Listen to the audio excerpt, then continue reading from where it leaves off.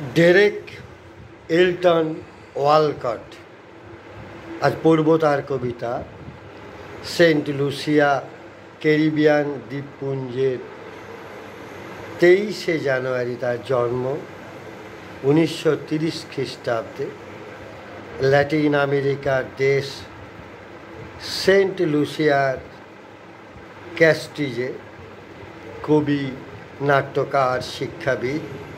সাহিত্যে নোবেল পেয়েছেন 2011-তে। মৃত্যু মার্চ 17, 2017-তে 87 বছর বয়সে। তার একটি কবিতা চমৎকার অনুবাদ করেছেন সাইফাতেউর রহমান। 16/7/2025-এ কবিতাটি পোস্ট করেছেন তিনি। সেখান থেকে নিয়ে আমি পড়ছি কবির কবিতা। ভালোবাসার পর ভালোবাসা, ভালোবাসার পর ভালোবাসা। ডেরেক এলটন ওয়ালকট, অনুবাদে সাইফাতেউর রহমান। সে সময় আসবে,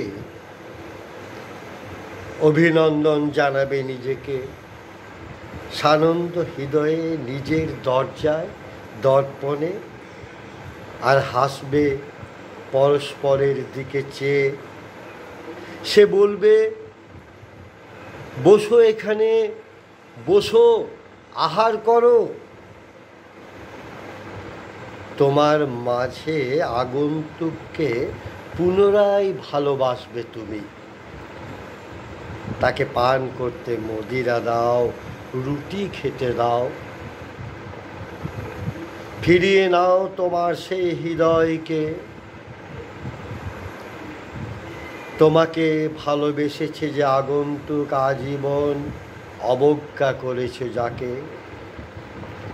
অপর একজনের জন্যে হৃদয় দিয়ে চেনে যে তোমাকে।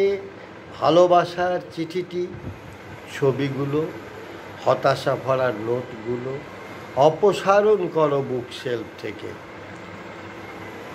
অবমোচন করো তোমার মুখ দর্পণ থেকে।